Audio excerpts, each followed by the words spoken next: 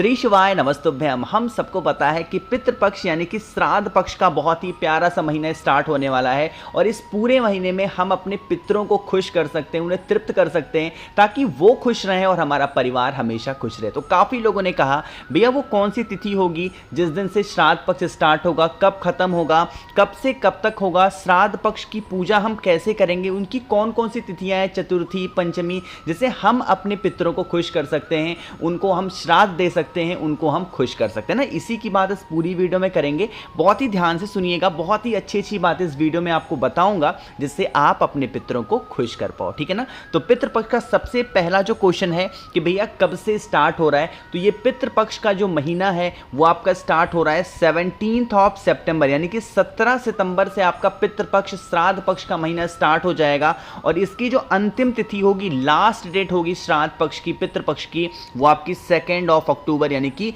2 अक्टूबर तक रहेगी। 17 सितंबर से लेकर के और 2 अक्टूबर तक क्या होगा, श्राद्ध पक्ष का पवित्र महीना हमारा स्टार्ट हो जाएगा, ठीक है ना। इनमें कौन कौन सी चीजों को हमें ध्यान देना है, सबसे पहले मैं आपको ये बता दूं कि इसमें क्या होता है ना कि हमें अपने पितरों को पानी देना होता है, जिसको हम लोग बोलते हैं तर्पण देना, बोलते हैं ना। देखो क्या करना है, आप लोगों में से कौन से लोग तर्पण नहीं देंगे, कौन से लोग श्राद्ध पक्ष में इस तरीके से जो जल देना होता है ना, अपने श्राद्ध को, अपने पितरों को जल देते हैं ना हम लोग, तो आपको कौन से ऐसे लोग हैं जिन्हें जल नहीं देना। सबसे पहला नियम ये कहता है कि अगर आपने अपने घर में बेटों की शादी की हो या फिर आपने अपनी बेटियों की शादी की है तो आपको श्राद्ध पक्ष में जल नहीं देना है अपने पितरों को। अगर आपने अपने नहीं किसी और की भी अगर आपने शादी कराई है, किसी और के घर के बेटे की शादी कराई, किसी और के घर की बेटी की शादी कराई, तो भी आपको क्या करना है, इस पितृपक्ष में उनको जल यानी कि जो बोलते हैं ना उनको पानी देना, वो आपको नहीं देना। इस चीज़ को बहुत ध्यान से समझिएगा। ऐसी गलतियां लोग हमेशा करते हैं कि नहीं क्या हुआ, हमने उनके घर में शादी करा दी है तो भी हम अपने पितरों को दे सकते हैं। नहीं, ऐसा नहीं होता है। आपने अगर किसी की भी शादी कराई है, चाहे अपने घर में या फिर अपने घर के बाहर किसी भी अपने रिश्तेदारों की, यार की, दोस्तों की, तो आपको क्या करना है, श्राद्ध पक्ष में अपने पितरों को पानी नहीं देना, ठीक है ना। एक यहां पे आपको छोटी सी जानकारी बता दूं, उसके बाद आगे हम लोग बात करते हैं। गुरु जी के हाथों से लिखी हुई एक किताब है जिसको हम लोग बोल रहे हैं तर्पण की बुक, उनके हाथों से लिखी हुई है। ये किताब सिर्फ सीहोर में मिलती है। मेरे पास ये किताब अवेलेबल है। अगर आप लोग में से किसी को भी चाहिए, एक नंबर यहां पे मैं लिख के दे रहा हूं 9005643345। इस किताब में पूरी विधि लिखी हुई है जिसमें 17 सितंबर से लेकर के 2 अक्टूबर तक आप कौन से उपाय कर सकते हैं जिससे आप अपने पितरों को खुश कर सकें, पूरी डिटेल लिखी है। इस पे हमें व्हाट्सएप करिएगा, बहुत ही कम प्राइस में आपके घर तक मैं पहुंचा दूंगा, ठीक है ना। चलो अब हम लोग बात कर लेते हैं कुछ डेट की जो कि यहाँ पे लिखी हुई है। पितृपक्ष 2024 की तिथियां नोट करो। ये वही तिथियां हैं जिस दिन आप अपने घर में अपने पूर्वजों का, अपने बड़े बूढ़ों का क्या करते हो, श्राद्ध करते हैं। ब्राह्मण को बुला करके उनको भोजन कराते हैं, दक्षिणा देते हैं, जो भी दान पुण्य करना होता है करते हैं, ठीक है ना। तिथियों को नोट करेंगे। सबसे पहली तिथि आपकी पड़ रही है, पूर्णिमा का श्राद्ध कब पड़ रहा है, 17 सितंबर को। आप लोगों में से जिन भी लोगों के यहाँ श्राद्ध पूर्णिमा का मनाया जाता है 17 को करेंगे। पहले दिन का श्राद्ध कब होगा, 18 तारीख, दूसरे दिन का 19 तारीख, तीसरा दिन का 20 तारीख। इसी प्रकार से लाइन से चलती हुई आई है। कुछ विशेष तिथि की बात करते हैं जिसमें 24 सितंबर को आपको श्राद्ध पक्ष की अष्टमी तिथि होगी, 25 सितंबर को आपको श्राद्ध पक्ष की नौमी तिथि होगी, 27 सितंबर को श्राद्ध पक्ष की एकादशी तिथि होगी और साथ ही साथ आपको बता दूं जो चतुर्दशी तिथि होती है और अमावस्या तिथि वो 1 अक्टूबर और 2 अक्टूबर को पड़ रही है। इसका आप एक बार स्क्रीनशॉट ले लो, नोट कर लो, ताकि आप कोई भी गलती ना कर पाओ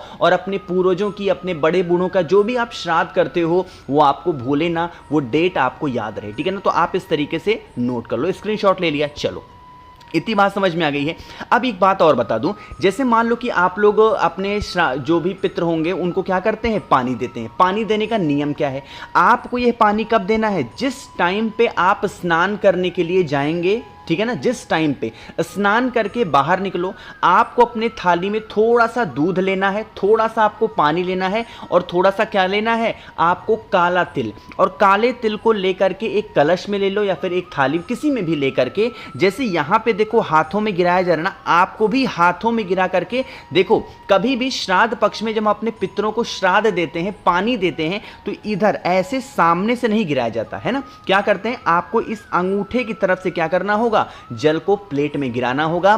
बाद में इस प्लेट को उठाएं, किसी पेड़ के नीचे डाल सकते हो या फिर कहीं बाहर आपको डाल देना चाहिए। यह एक तरीका होता है, यह एक नियम होता है हमारे पितरों को, हमारे पूर्वजों को जो हम श्राद्ध देते हैं। बहुत सारे लोग गलतियां करते हैं, ऐसे लोटे को हाथ में डाला और उसके बाद में सामने से गिरा देते हैं। ऐसी गलती करने से हमारे पितृ कभी भी तृप्त नहीं होते और हमारे घर में हमेशा पितृदोष लगा हुआ होता है। इस चीज का ध्यान रखिएगा। जब भी पानी देना है आपको अंगूठे की तरफ से क्या करना है, जल को नीचे गिराना होगा। समझ रहे मेरी बात को? चलो, अब यहाँ पे हम लोगों ने इतनी बातें कर ली हैं। अब एक चीज़ का और हमें ध्यान देना चाहिए। श्राद्ध पक्ष में कुछ ऐसे पंक्षी होते हैं, कुछ ऐसे जानवर होते हैं जो पितरों के तुल्य माने जाते हैं। श्राद्ध पक्ष में इनका आगमन हमारे घर में अगर होता है तो ऐसा माना जाता है कि हमारे पितरों का क्या हुआ है, आगमन हुआ है, वो हमारे घर में आए हैं। तो अगर आपके घर में आते हैं, नहीं आते हैं, आपको नियम बनाना है। अपने घर के छत पे कौवों के लिए, जो जमीन पे उड़ने वाले पक्षी होते हैं, उनमें पितरों के तुल्य कौन माना जाता है, कौवा माना जाता है। तो कौवे के लिए क्या डालना है, आपको थोड़ी रोटी रख देनी है छत पे अपने। जो गौ माता होती हैं वो भी पितरों के तुल्य होते हैं और जो कुत्ता होता है वो भी पितरों के ही तुल्य माना जाता है। तो आपको डेली अपने घर में जो भी भोजन बनता है उसमें गौ माता के लिए भी आपको रोटी निकालनी है और आपको किसके लिए, कुत्ते के लिए भी रोटी जरूर निकालनी। यह नियम अगर आपने पूरे 17 सितंबर से लेकर के 2 अक्टूबर तक के बीच में कर लिया तो आपके घर में कभी पितृ दोष नहीं लग सकता। हमेशा पितृ आपके तृप्त रहेंगे। जीवन में कभी आपको पीछे मुड़ के देखने की जरूरत नहीं पड़ेगी। क्योंकि एक बात अगर आप लोगों ने पूज्य गुरु जी की कथा को बहुत ध्यान से विस्तार से सुना होगा तो उन्होंने इस बात को बहुत बार कहा है कि अगर एक बार आपने अपने पितरों को तृप्त कर दिया तो जीवन की सारी तकलीफें, सारी परेशानियां आपकी खत्म हो जाएंगी। कभी भी जीवन में आपको पीछे मुड़ के देखने की जरूरत नहीं पड़ेगी। एक छोटी सी जानकारी आपको और दे दूं। देखो, जैसे मान लो कि अगर आपके घर में, जैसे कहते भैया हमारे घर में तो पितृदोष कैसे लगा है, हमें पता कैसे चलेगा, इसके कई लक्षण हैं। 2-3 लक्षण आपको समझा दे रहा हूं, उसके बाद आपको समझ में आ जाएगा। जो पहला लक्षण ऐसा माना जाता है, अगर आपके घर में लड़ाई झगड़े स्टार्ट रहते हैं, मतलब कभी लड़ाई बंद ही नहीं होती है, इसका मतलब ये किसके कारण है, पितृदोष के। कमाई कम है, खर्चे बहुत ज्यादा हो रहे हैं, मतलब पैसे तो घर में टिक रहे हैं, मतलब आ रहे हैं लेकिन टिक नहीं पा रहे हैं, तो किसके कारण होते हैं, ये पितृदोष के लक्षण होते हैं। आपके घर में कोई भी दवा असर नहीं करती है, वही दवा आपके घर के आसपास आपके रिश्तेदारों में से कई लोगों ने खाया, उनको वही दवा असर करी है, बट आपको वो दवा असर नहीं कर रही है, तो किसका कारण है, ये पितृदोष का। ऐसे बहुत सारे कारण होते हैं पितृदोष के, इनमें से कोई भी कारण आपको होता है, इसका मतलब आपको पितृदोष लगा है। और इसी पितृपक्ष के दौरान में 17 सितंबर से 2 अक्टूबर के बीच में अपने पितरों को खुश करिएगा, जिससे आप तृप्त कर ले जाओ और आपका पूरा परिवार, पूरी फैमिली खुश रहे। बाकी किताब के बारे में मैंने आपको बता ही दिया है। नंबर एक बार और नोट कर लो, 9005643345। ये मेरा व्हाट्सएप नंबर है, इस पे फोन नहीं लगेगा, इस पे मैसेज करिएगा। मैं तर्पण की एक किताब जो आप गुरु जी के हाथों से लिखी हुई है, इस किताब को मैं आपके घर तक पहुंचाऊंगा बहुत कम प्राइस में, बहुत लोएस्ट प्राइस में, ठीक है ना। तो वीडियो पसंद आई हो तो लाइक करिएगा। कुछ पूछना है, नहीं समझ में आया, नीचे कमेंट सेक्शन में पूछें। मेरे जितने भी भाई बहन आवाज़ मेरी पहली बार सुन रहे हैं, चैनल को ज़रूर सब्सक्राइब करेंगे। श्री शिवाय नमस्तुभ्यं।